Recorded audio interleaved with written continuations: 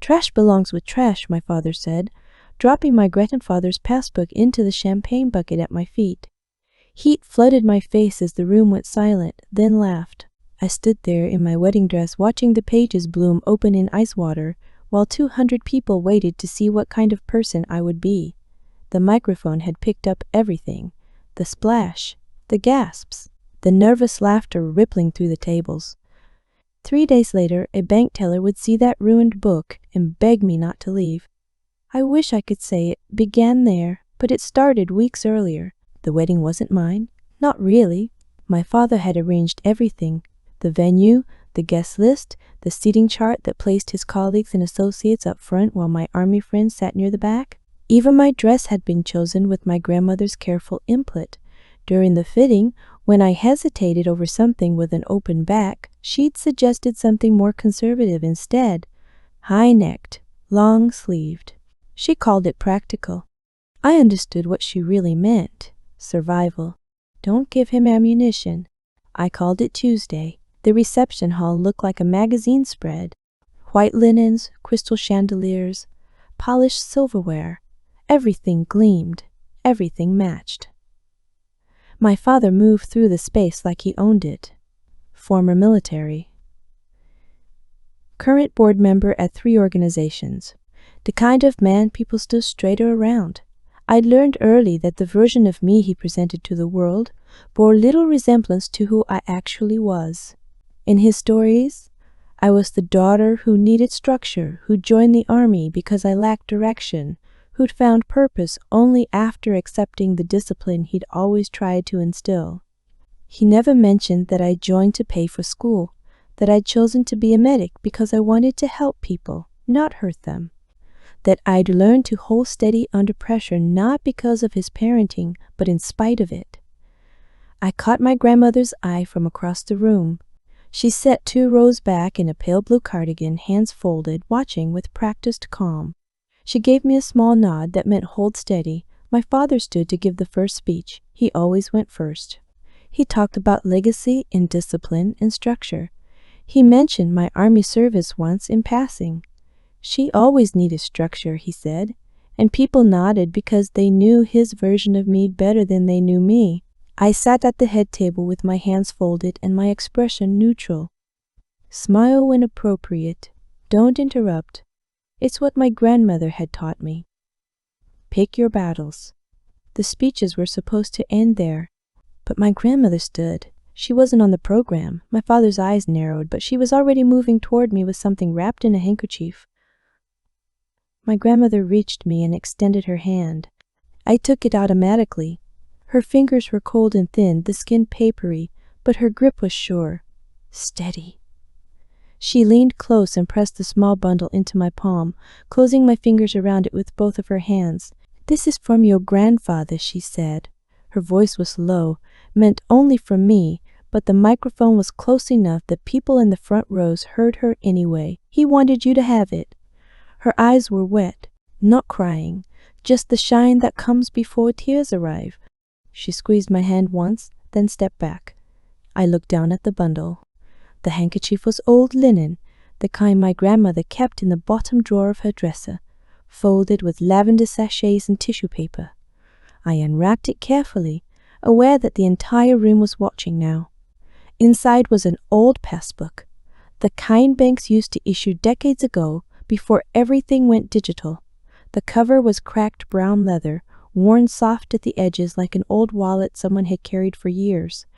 I turned it over in my hands, confused but touched. It smelled like dust and time, like the bottom drawer of her linen closet where she kept things too precious to use but too meaningful to throw away. My grandfather had died when I was 12. Cancer, fast and brutal, the kind that takes someone from diagnosis to funeral in under 6 months. I remembered him as a quiet man who worked with his hands and ate dinner at 5:30 every night and never raised his voice even when he had reason to. I remembered him teaching me to tie knots and check tire pressure and balance a checkbook on paper before calculators did it for us. I didn't know he'd left me anything. I didn't know there was anything to leave. I looked at my grandmother, questions forming that I didn't know how to ask in front of 200 people. She just nodded, the same steady nod she always gave, and stepped back toward her seat. My father stepped closer. He still had the microphone. His voice carried across the room, casual but edged with something harder underneath. "What is it?" I started to answer, to explain that it was a gift from my grandfather, but he didn't wait. He reached out and took the passbook from my hands before I could finish the sentence. His fingers closed around it with the kind of certainty he brought to everything, the assumption that anything in proximity to him was his to handle as he saw fit. He flipped it open. The pages were yellowed and brittle, the printing faded. He held it up to the light like he was examining evidence, his expression shifting from curiosity to something between disgust and amusement. He held it higher, making sure the room could see. "A passbook," he announced, his tone dripping with condescension. "From the 1970s. A few people laughed. Nervous laughter. The kind that comes from not knowing what response is expected, but wanting to align with whoever holds the microphone." He turned it over in his hands like it was contaminated, like it was something he'd found stuck to his shoe. "This is what we're giving now? Trash from a dead man's drawer?" My grandmother went pale. I felt my throat close, words jamming together before they could form. The room was silent now, no more nervous laughter, just the weight of people watching something uncomfortable unfold and not knowing whether to look away. My father looked at the champagne bucket beside me. It was sterling silver, polished to a mirror shine, filled with ice and 3 bottles of champagne chilling for the toast we hadn't made yet. Ice glistened in the low light from the chandeliers. Condensation beaded on the outside of the bucket. He met my eyes for half a second, just long enough for me to see the calculation, the decision, the moment he chose cruelty over restraint. "Trash belongs with trash," he said. He let the passbook fall. It hit the ice with a soft sound, barely audible over the room's collective gasp. The leather cover darkened immediately as water soaked in. The pages bloomed open like a ruined flower, ink bleeding into the champagne and ice water in pale blue clouds. Then it sank, slipping between the bottles, disappearing beneath the surface. The laughter started again. Not loud, not mean exactly, just nervous. The kind of laughter people use when they don't know what else to do and someone powerful has just made a decision for them. The kind of laughter that says, "I'm with you, I'm on your side, please don't turn that spotlight on me next." My father stepped back from the microphone, adjusting his cuffs, his expression calm and satisfied like he'd just made a minor correction to an otherwise perfect event. He gestured toward my chair with one hand, a subtle command. "Sit down, move on, let it go." I didn't sit. I knelt in my wedding dress, the fabric pooling around me on the polished floor, and plunged my hand into the ice water. The cold hit like a physical blow, sharp and absolute. My fingers went numb almost immediately, nerves screaming as I reached through the ice, pushing past bottles, feeling for the passbook at the bottom. The cuffs of my dress soaked through first, then the sleeves, heavy and clinging, water waking up toward my elbows. My knees pressed against cold tile through layers of fabric. I found the passbook wedged between 2 bottles. I pulled it out, water streaming from the pages, dripping onto my lap, onto the floor, onto the white linen tablecloth. I pressed it to my chest, holding it there with both hands, ice water soaking into the bodice of my dress. My hands were numb. My dress was ruined. I didn't care. I stood slowly, holding the passbook against me like something alive I needed to protect. My father leaned toward the microphone again. "Don't be dramatic," he said, his voice carrying that specific tone of patient exasperation he used when he wanted to position himself as the reasonable one. "Sit down." I didn't look at him. I didn't look at anyone. I turned toward the doors at the back of the ballroom and walked. The wet fabric clung to my legs with every step. My shoes squelched. Water dripped behind me in a trail across polished wood. Behind me I heard my father's voice rise again, smooth and practiced, redirecting attention back to the program. Something about moving forward, something about celebrating. The room followed him. They always did. The ballroom doors were heavy, solid wood with brass handles. I pushed through them and into the hallway beyond, quieter, cooler, emptier. The reception noise became muffled, distant. I kept walking until I reached the exterior doors, then pushed through those too. Outside, the air was cool and sharp. Early evening. The sun was setting somewhere behind the building, painting the sky in colors I didn't have the capacity to appreciate. I stood under the portico, a covered area with columns and stone flooring, listening to the muffled sounds of the reception continue behind heavy doors and thick walls. Music started playing inside, something upbeat, something designed to move people past uncomfortable moments and into dancing. The passbook dripped onto the pavement, leaving dark spots on gray stone. I could still feel the cold in my bones, radiating out from my hands and up my arms. My dress hung heavy and strange, fabric that had been carefully fitted and pressed, now clinging in all the wrong places. I whispered a quick prayer for self-control. Just a few words. God, help me hold steady. Help me not break. Help me not go back in there and make this worse. Then I steadied my breathing the way I learned in training. In through the nose, slow count of 4. Hold for 4. Out through the mouth for 6. Repeat. It's what I'd been taught as a medic. When everything fractures, you hold the line. You don't scream. You don't collapse. You breathe, and you assess, and you move forward with whatever you've got left. Proverbs 15,001. A gentle answer turns away wrath.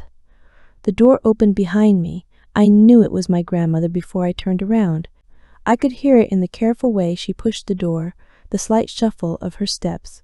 She came out holding her small purse clutched in both hands, her face drawn and tired, the shine in her eyes spilling over now into actual tears tracking down her cheeks. "I'm so sorry," she said. Her voice broke on the last word. "Don't," I said. "Please don't apologize for him." She looked at the wet passbook in my hands, water still dripping from the corners. Her expression shifted, something between grief and resolve settling over her features. She stepped closer, close enough that I could smell her perfume, the same light floral scent she'd worn for as long as I could remember. "He never opened it," she said quietly. "Your father, neither did I." I stared at her. "What do you mean?" She drew in a shaky breath. "Your grandfather gave it to me 30 years ago, before he got sick, before everything changed. He put it in my hands and told me to keep it safe until you got married. He said you'd know what to do with it when the time came. He made me promise." She touched my arm, her fingers cold and gentle. "I never looked inside. I thought it was just sentimental, a savings account he'd kept for you, maybe a few $100s. I didn't know it would matter like this." "Grandma, I should have looked," she said. "I should have opened it years ago. I should have protected you from this." "You did protect me," I said. "You brought it tonight. You made sure I got it." She looked at me with something that might have been pride, or might have been sorrow, or might have been both at once. Then she pulled me into a hug, careful not to crush the passbook between us, and held on while I stood there dripping and numb and trying not to cry. I went home that night without changing. My husband stayed at the reception, handling questions and apologies and awkward conversations I didn't have the energy to care about. I drove home in my ruined wedding dress and walked into our apartment, leaving wet footprints on the hardwood floor. I laid the passbook on the kitchen counter. The counter was white quartz, spotless, exactly the kind of surface you're not supposed to put wet things on. I didn't care. I stood there and watched the passbook dry. The pages stiffened slowly, curling at the edges, wrinkling into strange topography. The ink blurred in places but didn't vanish entirely. Numbers were still visible, faint blue against yellowed paper. A date stamp, some kind of code. I didn't know what any of it meant. I didn't cry. I just stood there in a soaked dress that would never be white again, watching something ruined that I didn't yet understand, feeling something shift inside me that I couldn't name. Anger, maybe, or grief, or the cold, quiet certainty that nothing would ever be the same. I'd learned how to do this in the army, how to hold steady when everything fractures, how to assess the damage and move forward with whatever you've got left. You don't panic. You don't collapse. You breathe and you wait and you watch for the moment when action becomes possible. The passbook sat on the counter for 3 days. I looked at it every morning while I made coffee, every evening when I came home from my shift at the hospital. It sat there like evidence at a crime scene, waiting for someone to collect it and make sense of it. On the 3rd day, I put it in a sealed clear plastic bag and drove downtown to First National Bank. The bank was the kind of old institution that still had marble floors and brass fixtures and teller windows instead of pods with ergonomic chairs. I stood in line behind an older couple making a deposit and a man in a business suit who seemed to be arguing about overdraft fees. When my turn came, I approached the counter and set the plastic bag down between us. The teller was young, maybe mid-20s, with neat dark hair pulled back and a polite smile that had probably been rehearsed during training. She looked at the bag, then at me, and her smile faltered slightly. "I need to check the balance on this account," I said.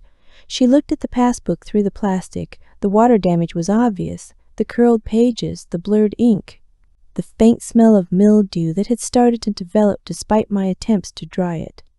Her smile stayed in place, professional muscle memory, but her eyes went cautious.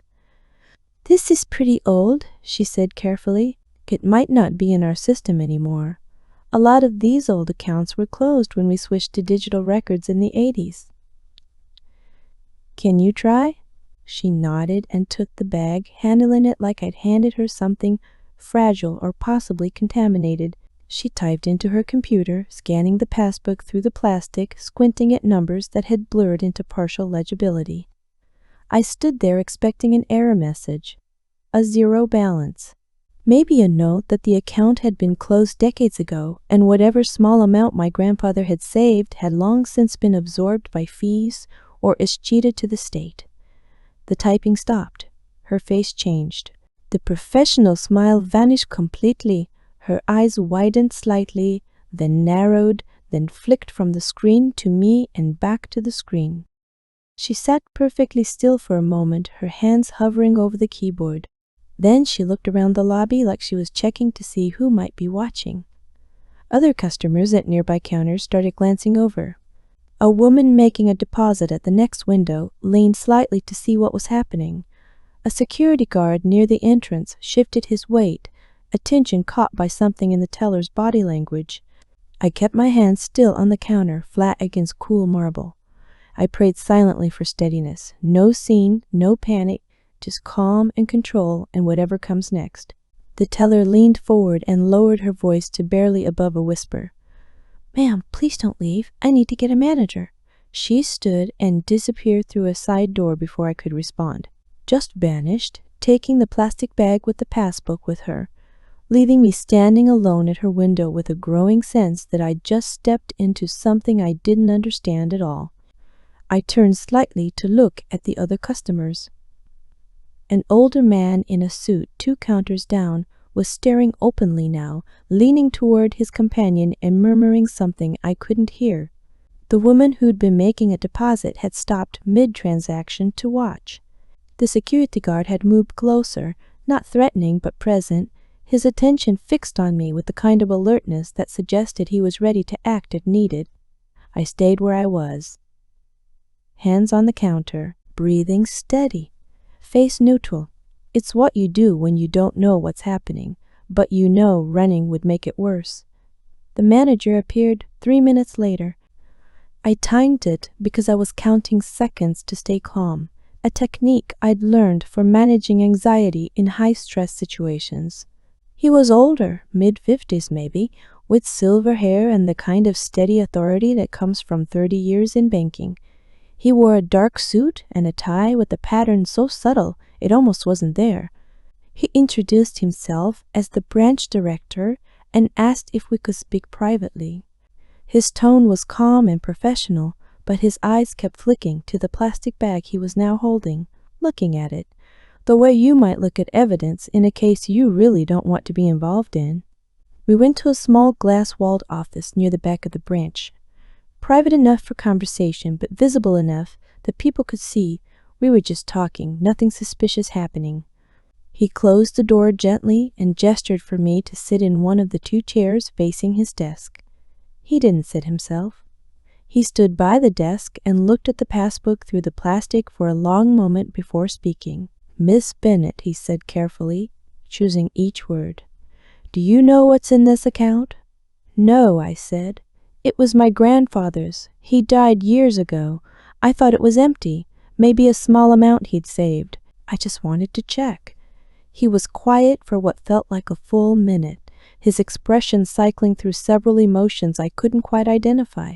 Concern, caution, something that might have been sympathy. Finally, he turned his monitor toward me so I could see the screen. It showed an old scanned signature card, the kind banks used to keep on file before everything went digital. 2 names were listed, mine, typed neatly at the top under primary beneficiary, Claire Bennet, and beneath it, in careful handwriting that I recognized from old birthday cards and Christmas notes I'd saved in a box somewhere, Victor Bennet, secondary trustee, my father. "When was this opened?" I asked. My voice sounded strange to my own ears, too steady, like I was asking about someone else's life. 1973. He paused, watching my face. "The balance is just over $11 million. The room tilted. The walls seemed to move slightly, perspective shifting in a way that made me grip the arms of the chair to keep myself anchored. "That's not possible. It's been accruing interest for 50 years, he said quietly, compounding quarterly at rates that range between 4 and 7% depending on the decade. No withdrawals, no deposits after the initial funding. Growth, $11 million. My grandfather, who'd worked as a machinist at the plant downtown for 40 years, who'd lived in a small house with aluminum siding and a single-car garage, who'd eaten dinner at 5:30 every night and clipped coupons from the Sunday paper, had left me $11 million. And my father had known. Why didn't he ever tell me? I said, though I wasn't sure if I was asking about my grandfather or my father or maybe both. The manager's expression shifted to something approaching sympathy. "I can't speak to that, but I can tell you this. As secondary trustee, your father has had signatory authority since your grandfather's death. He's been receiving annual statements." The room was too small suddenly, the air too thin. For how long? 14 years. I sat there trying to process it. 14 years. My father had known about this money since I was 16. He'd watched me join the army to pay for school because I couldn't afford tuition and didn't want to drown in debt. He'd watched me work double shifts at the hospital to cover rent when I was between deployments. He'd stood in front of 200 people 3 days ago and called my grandfather's gift trash, and he'd known exactly what it was. He'd known what it meant. He'd known what it was worth. The manager cleared his throat gently. "There's something else you should know. The trust structure has specific conditions. You gain full control at 25 or upon marriage, whichever comes first. As of your wedding, the trust is transferable to you as sole owner, but there's a reporting requirement." "What kind of reporting?" "Any trust over $10,000 that transfers ownership is required to be reported to the IRS within 30 days of the triggering event. It's called a FinCEN form. It's a federal requirement. The secondary trustee is responsible for filing it." I understood before he finished. My father hadn't reported it. 14 years of annual statements, 14 years of watching that account grow, and he'd never filed the paperwork. Now the trust was about to transfer to me, and the 30-day clock was already running from my wedding date 3 days ago.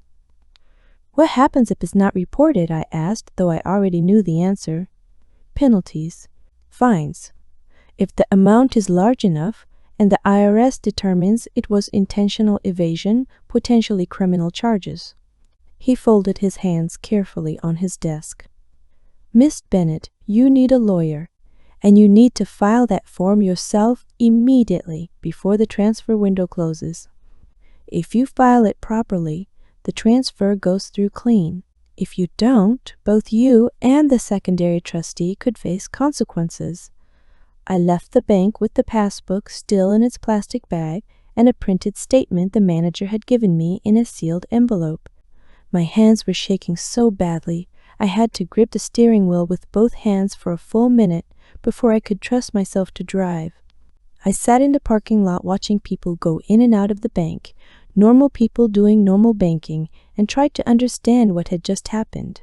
Finally, I pulled out my phone and called my grandmother. She answered on the second ring, her voice tentative like she'd been expecting this call and dreading it. "Hello?" "Did you know?" I asked. "About the money." Silence. Long enough that I thought she might not answer. Then, quietly, "About how much?" $11 million. I heard her breath catch, heard something hit the floor, maybe the phone, maybe her hand against a table. Then her voice came back, shaky and thin. "Oh my God! Grandma, did you know? Your grandfather told me there was something for you. He said it was important. He made me promise not to let your father keep it from you. That's why I brought it to the wedding. I thought it was maybe a few $1,000s, maybe 10 at most, something to help you start your life. I didn't know it was."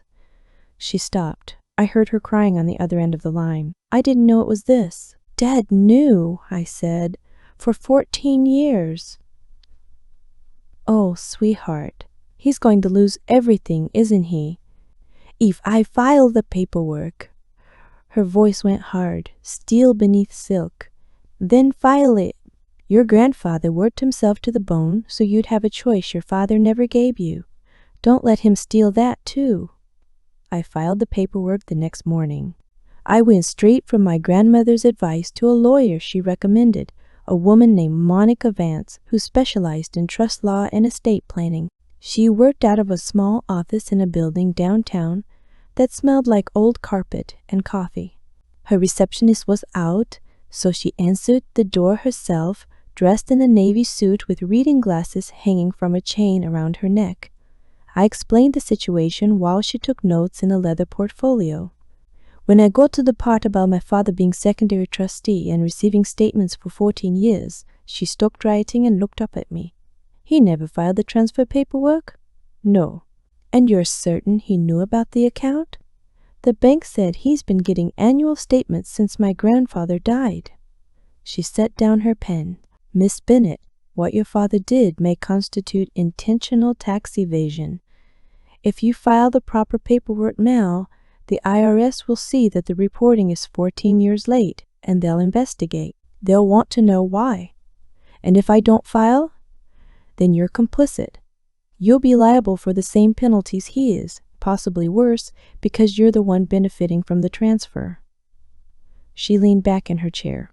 "You have 48 hours to decide if you want to include a formal disclosure with the filing. That's a statement explaining why the reporting is late and providing any evidence you have that the delay was not your fault." "What counts as evidence?" "Anything that shows he knew about the trust and actively prevented you from accessing it or learning about it. Statements he received and didn't share. Conversations where he discouraged you from asking questions about your grandfather's estate. Anything that demonstrates a pattern." I thought about the wedding, the microphone, the champagne bucket. Trash belongs with trash. 200 witnesses. "I have something," I said. I called 3 people from the wedding, 2 cousins and a family friend who'd been standing close enough to hear everything clearly. I asked them if they'd be willing to write down what they saw. All 3 said yes immediately. One of them, my cousin Ethan Brooks, asked if I needed anything else. I said no, but he showed up at my apartment that night anyway with takeout containers and a legal pad. "You're not doing this alone," he said. We sat at my kitchen table and went through everything: the speech, the passbook, the bucket, the laughter. Ethan took notes in careful handwriting, asking questions when details weren't clear, pushing me to remember things I wanted to forget. When I started crying halfway through, when the weight of it all hit me at once, he handed me a napkin and waited until I was ready to keep going. He didn't try to talk me out of it. He didn't tell me it would be okay. He just sat there and took notes and let me break without making me feel weak for it. When we finished, he looked at me across the table, his expression serious. "He's going to know it was you." "I know." "He's going to come after you." "I know." He was quiet for a moment. Then, Then we make sure the system gets there first. Monica filed the paperwork on a Thursday morning. The transfer went through that afternoon, a series of digital confirmations and automated emails that moved $11.2 million, minus taxes and administrative fees, into an account in my name. I didn't touch it. I didn't even look at the balance. I just watched the confirmation email arrive in my inbox and felt the ground shift beneath me, the world reorganizing itself into something I didn't recognize yet. The IRS response came faster than Monica expected. They opened an investigation within a week, triggered by the late filing and the size of the account. My father received the letter on a Tuesday. I know, because my grandmother called me that night and told me he'd been on the phone for 3 hours, his voice rising and falling through the walls of the house they still shared, audible even from her room at the end of the hall. "He knows," she said. "He hasn't said your name yet, but he knows." "Are you safe?" I asked. "I'm fine. He won't touch me. He needs me to look stable." Her voice dropped. "But you should be careful. When he figures out it was you, he won't take it well." 2 days later, my father called. The first call came at 7 in the morning. I let it go to voicemail. He didn't leave a message. He called again an hour later, then again 30 minutes after that. On the fourth call, I answered. "What did you do?" he said. No greeting, no pretense, just accusation. "I filed the paperwork Grandpa's trust required." "You filed a complaint." His voice was tight, controlled, vibrating with suppressed rage. "You went to the IRS and you told them I failed to report. I disclosed what needed to be disclosed. You ruined me." I kept my voice low and controlled, choosing each word with the same care I use when I'm trying to keep someone calm in the back of an ambulance. Let the injuries guide you, not the anger. Romans 12:19. Vengeance is not yours to take. You had 14 years to do the right thing. You chose not to.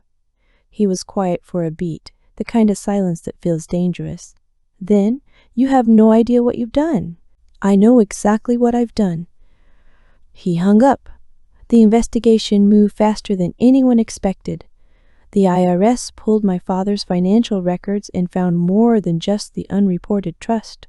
They found foundation accounts he'd been managing as a board member, charitable accounts that had been funneling money into personal investments under the cover of administrative expenses. They found shell companies with overlapping officers. They found patterns that suggested systematic misappropriation going back nearly 2 decades. My father hired lawyers, expensive ones with offices in glass towers and hourly rates that could have paid my rent for a month. They argued procedural errors and good faith mistakes and confusion over complex regulations. But the evidence kept stacking. Account transfers, signature authorizations, paper trails that went back years. Monica called me every few days with updates, her tone carefully neutral, professional distance maintained even as the scope of the investigation expanded beyond anything we'd initially discussed. The IRS had frozen several accounts. They were building a case. They'd brought in forensic accountants. My father tried a different approach. He started calling family members, telling them I'd been manipulated, that I didn't understand what I was doing, that someone had convinced me to betray him for money. A few people believed him. Most didn't. My grandmother shut down every conversation the moment he started talking, telling him to save it for his lawyers. Then his lawyers reached out to Monica with a settlement proposal. He'd file amended returns going back 14 years. He'd pay back taxes and penalties, significant amounts, but manageable with his assets, and I'd withdraw the complaint. In exchange, he'd sign over his rights to any future claims on the trust and agree to never contact me again. Monica called to present the offer. "What do you think? What happens if I say no?" The investigation continues. If they find enough evidence of intentional evasion, which seems likely based on what they've already uncovered, they'll refer it to the Department of Justice for criminal charges.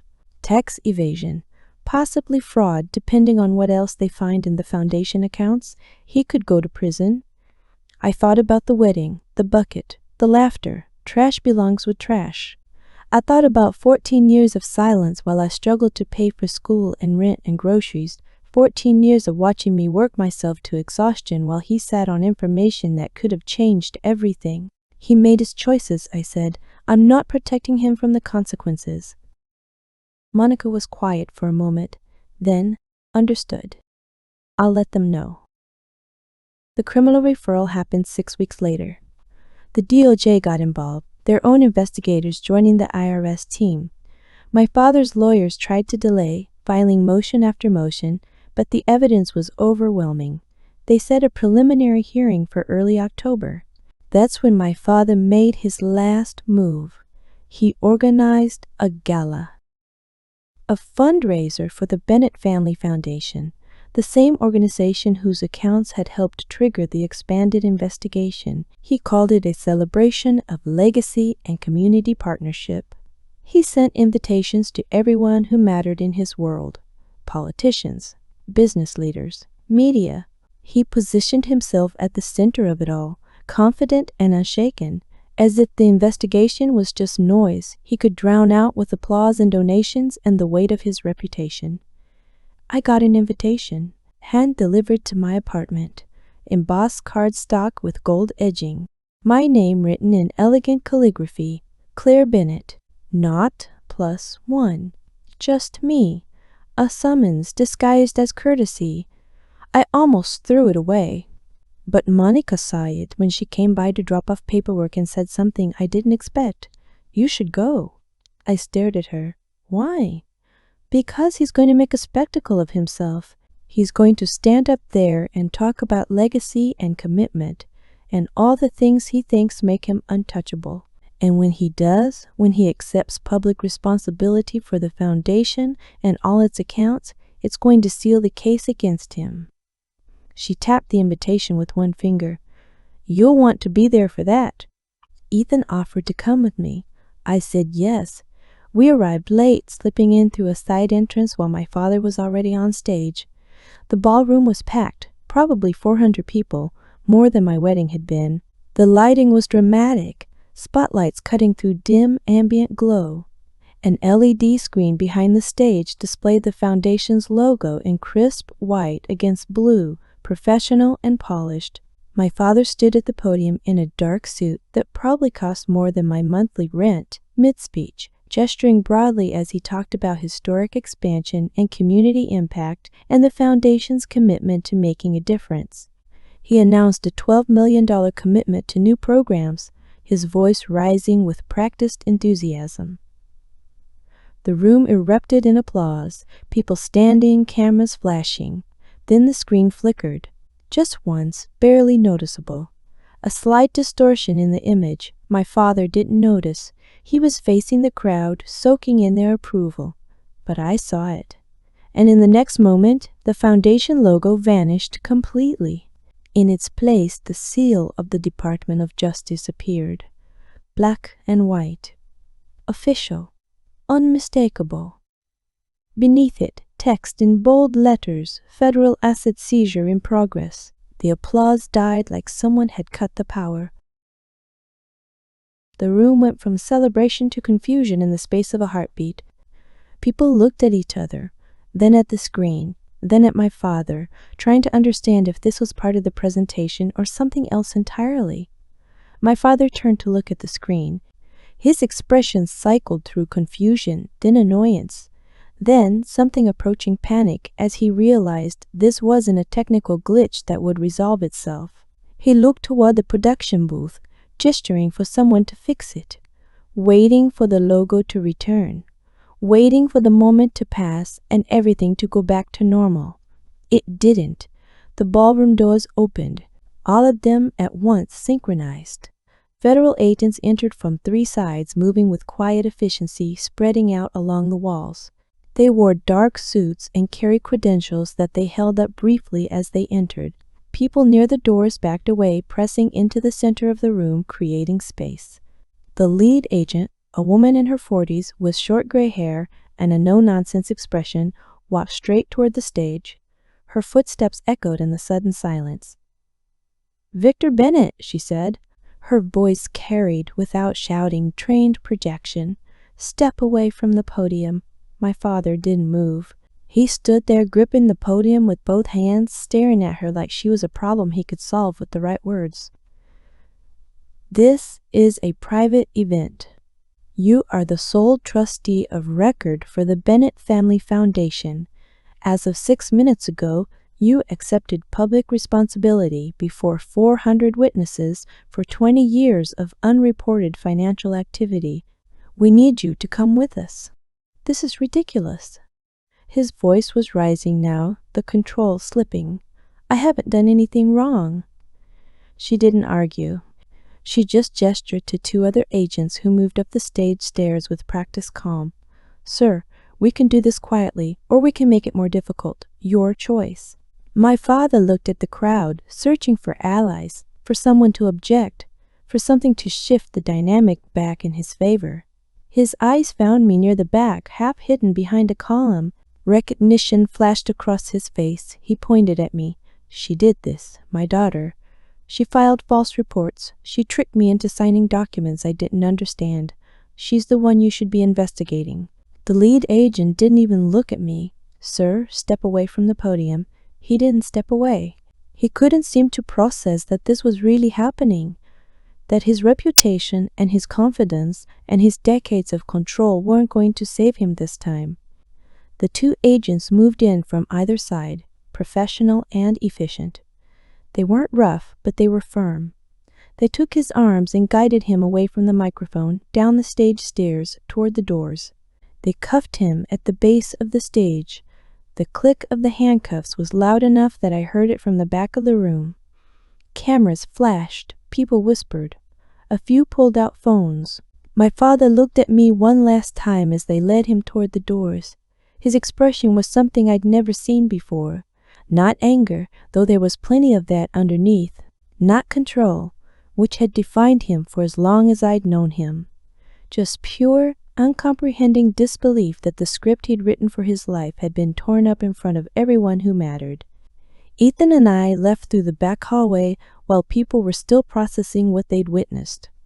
We made it maybe 20 feet before the VIP suite door slammed open and my brother appeared. He'd been at the gala too, front row, watching the whole thing. His face was flushed, his tie loosened, his hair disheveled like he'd been running his hands through it. He looked at me with an expression that combined rage and desperation and something else I couldn't quite identify. "You ruined everything," he said.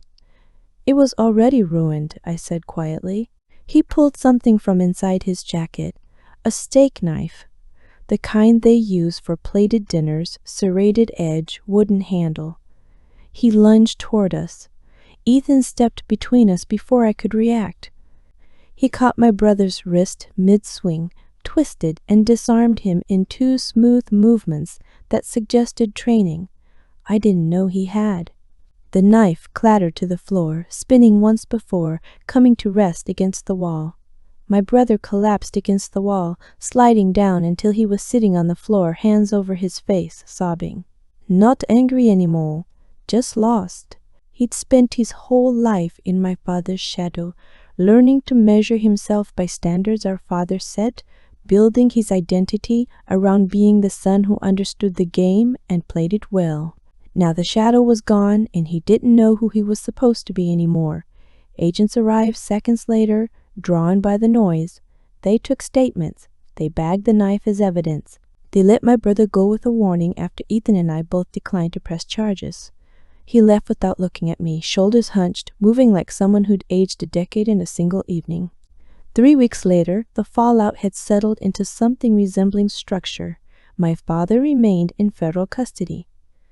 Bail was denied. The judge cited flight risk and the complexity of the financial crimes, the need to preserve evidence and prevent further misconduct. His assets were frozen pending the outcome of the trial. His lawyers were still filing motions, still arguing, but the momentum had shifted and everyone could see it. My brother took a plea deal, probation, mandatory counseling. Community service. He got a job at a warehouse, entry-level work, unloading trucks, and managing inventory. I heard through family that he showed up on time and kept his head down and didn't complain. It wasn't redemption. It wasn't transformation. It was just a person learning to exist outside a system that had defined him completely. My grandmother called me every day. Sometimes we talked about the case or the family or practical matters like the house she still shared with no one now. Sometimes we just sat on the line in silence, the connection itself enough. One afternoon she said, "They can't hurt you anymore." I wanted to believe that. I wasn't sure I did, but I didn't argue. The trust transfer finalized quietly. No ceremony, no announcements, just paperwork and signatures and electronic confirmations. A letter from the bank acknowledging that I was now the sole account holder for an account worth $11.4 million after fees and taxes. I read the letter 3 times and then filed it away without looking at the account balance. Ethan asked what I wanted to do with the money. We were sitting on my apartment balcony drinking coffee, watching the city move below us. "Nothing," I said. "I want it to grow. I'm still working. I'm still showing up. I don't need it right now." He nodded like he understood. A few days later, I stood on that same balcony and burned the last copy of the affidavit I'd submitted to the IRS. I'd kept 1 copy for myself, evidence of what I'd done and why. But I didn't need it anymore. The system had already done its work. The investigation had expanded beyond anything I'd disclosed. My father's choices had caught up with him regardless of my involvement. I watched the paper curl and blacken and dissolve into ash that drifted away on the breeze. I prayed quietly for the strength to forgive from a distance, refusing to let bitterness become the next chain that kept me bound to him. I wasn't ready to forgive yet. Maybe I never would be, but I could pray for the possibility. I could refuse to let his choices define the rest of my life. Ethan sat beside me and asked if I was okay. "I am," I said, and I meant it.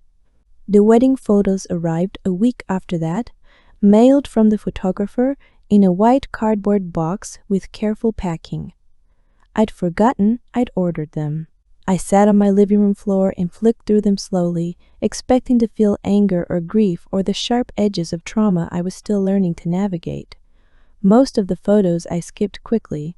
The ceremony, the reception hall, the tables and the guests, and the carefully arranged moments that now felt like someone else's life. But when I got to the photo of my grandmother handing me the passbook, I stopped. She looked small in the photo, determined. Her hands were pressing the handkerchief-wrapped bundle into mine, her fingers thin and gentle. I looked young and uncertain in my conservative dress, but not broken, not yet. Just confused and touched and unaware of what was coming. I framed that photo, not because of what came after, not because of the money or the investigation or the collapse, because of what it represented. Trust, foresight, love that didn't need applause or recognition or witnesses, love that worked quietly across decades, planning and protecting and believing that I'd be strong enough to handle the truth when it finally arrived. I don't attend galas anymore.